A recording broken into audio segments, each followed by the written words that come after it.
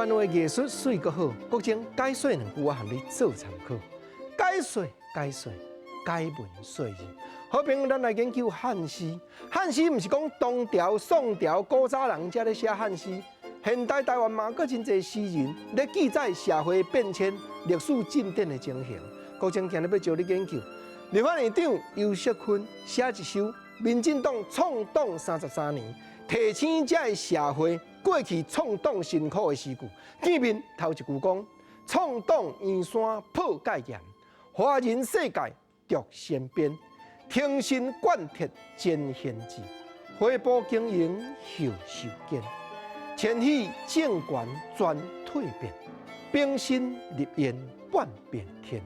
金党略载嘉音报，名下台湾国极先。一字一字，咱来甲理解。游锡堃院长，伊真正就是1986年9月28日，民主进步党伫圆山大饭店创党，其中参加一个，伊咧回想讲33年前，伊伫2019年写一首诗。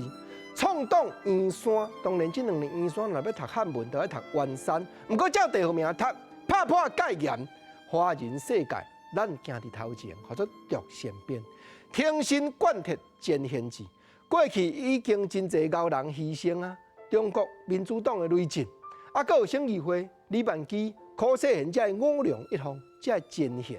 回报经营后受坚，33年后，咱翻头来甲看，后壁真侪少年家原来发挥了真才情，表现了互人真赞叹，安尼叫做后受坚，后生可畏。阁刷落来，杨院长伊的诗句咧描写台湾一站一站历史变迁重要的时间点。第5句的诗，伊讲千禧政权全蜕变，就是千禧年，公元2000年，咱知影。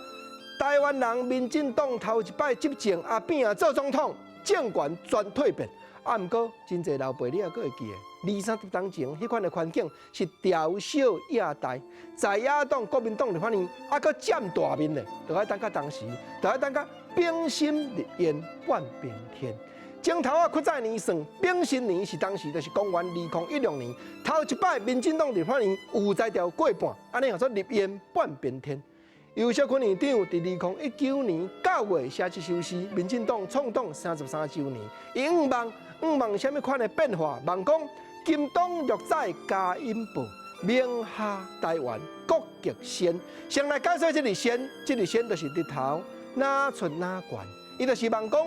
2019年的冬天，啊，就是2020年正月，总统蔡英文啊，佮连任者，相信讲未来台湾世界甲人行搭，国家就会和人无相共，就会国家愈富愈悬。